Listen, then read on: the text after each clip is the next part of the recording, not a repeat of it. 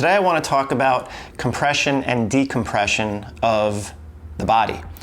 And I think sometimes people get thrown off with postural restoration when they're trying to learn it, in that they take a very local view of the body. They're looking at segments like the pelvis, the rib cage, or the neck, and they're sometimes forgetting that none of these segments exist independently of the others. The body is one thing, but because it's taught at different levels, a pelvis, a rib cage, and a neck, or head and neck, we start to lose sight of this interconnectedness. And if you start, I used to do that myself. Obviously, I called it, I was chasing muscles. I was always trying to figure out, well, which muscle is the issue? It's a total body issue, or it's a side issue, a right side or a left side issue. It's not a singular muscle. And that's important to keep in mind. Although, one muscle could be so weak that it's throwing off all the function of the body. So sometimes you do have to get a little bit more right glute into your life. Otherwise, you can't get off the right side and get to the left.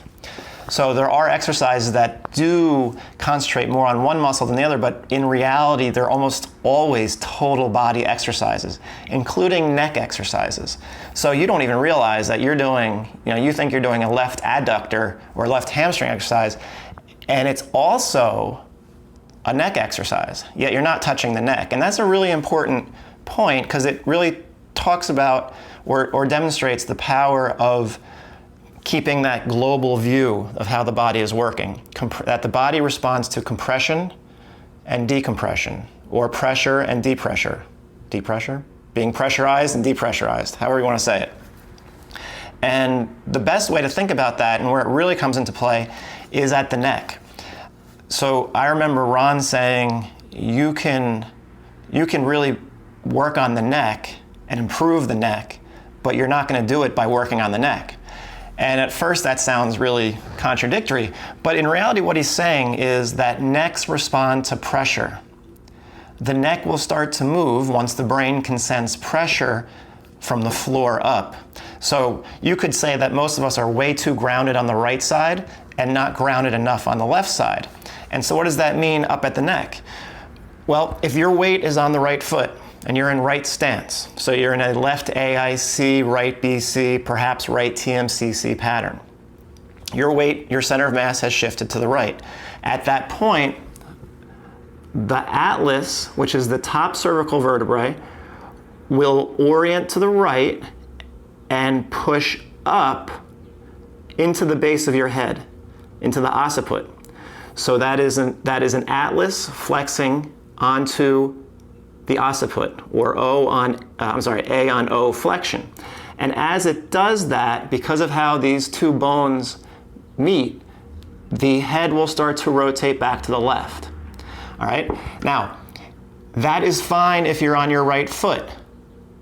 Okay, the atlas moves up and rotates to the occiput to the left so your head can stay straight. So here, now you obviously wouldn't want to live with your head looking this way, so as your atlas moves up, it helps rotate the head to the left. So now you can stay straight ahead. That's just how the bones move on top of each other. It's not really even muscles are involved, but I think it's probably more of a bony, relationship, okay? So again, the atlas moving up on the occiput, which is the base of your skull, is how things should be when your weight is on your right foot and the head starts to rotate to the left. Now the problem occurs if you go to your left foot and this position is still the same. What we should have is, that was a very loud car screeching by my apartment. What we should have is an atlas on the left side orienting to the left, pushing up on the occiput and turning the head back to the right. Again, that should happen if we're on our left foot.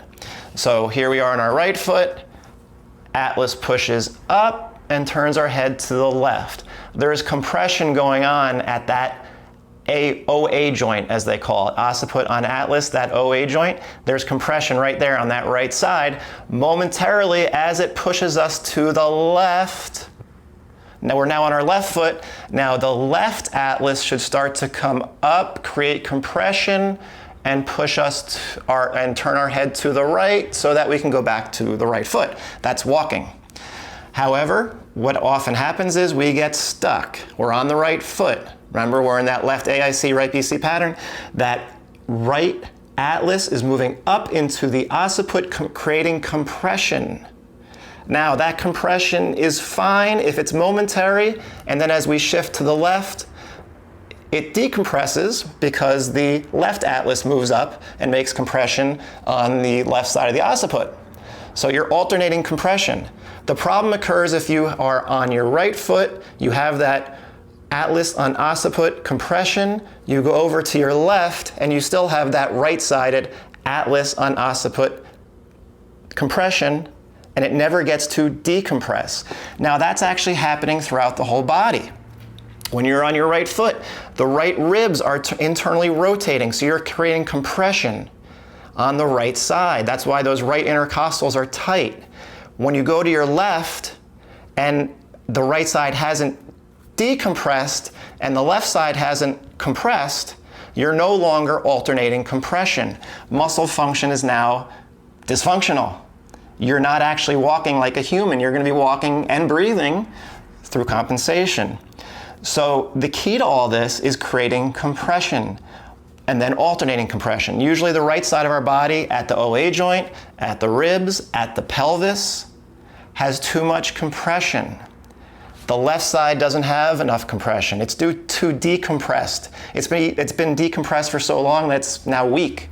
And that's why when we try to put our weight on our left leg, we'll do it, but not with the appropriate muscles. We're going to do it with compensatory muscle action, and that will usually, especially around the pelvis and the rib cage, involve the hip flexors and the lower back. And that's why you also often have that tension feeling and pain on the left side, is because you're using the wrong muscles to try to stabilize your body.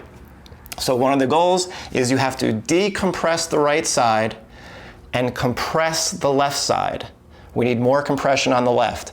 And that will start from the ground up. Once your brain can sense your weight on the left foot, through sensing the left heel, with the knee unlocked, with your pelvis oriented to the left, with the left ZOA, with the torso rotating back to the right, and with the left atlas moving up on the left occiput, so you're feeling compression at the OA joint on the left side, that's when you can actually then restore natural movement. But it's all about responding to pressure on the left side. You have to ground yourself on the left side with appropriate position of your bones so that the muscles are positioned into a place where they can kick back in, the right side can turn off, and now your neck can move freely. And all these weird symptoms that people have, these sympathetic, these autonomic issues that they have that are so weird can often just disappear. And they're like, what the hell happened? There's no debate in my mind that the ringing in my ears has decreased in the past year and a half because I got my neck moving and I got grounded. It's, for the first time, it's really not bothering me quite so much. It's not interfering with my life. So that's just a good way to think about the human body. The neck will respond to pressure. Your brain has to sense groundedness through the left side, and that in itself is what will produce compression and decompression of the skull and the atlas at that OA joint. Because your body is going to be shifting in the frontal plane, and that produces that movement. So I hope that was helpful. I always say, you have to keep a local view of what the individual muscles do, but you also have to keep that global view about how the body responds to pressure. If you get pressure on that left side, the muscles are going to have to kick in because that's how the body works, as long as you're positioned properly. Okay? So hope that was helpful.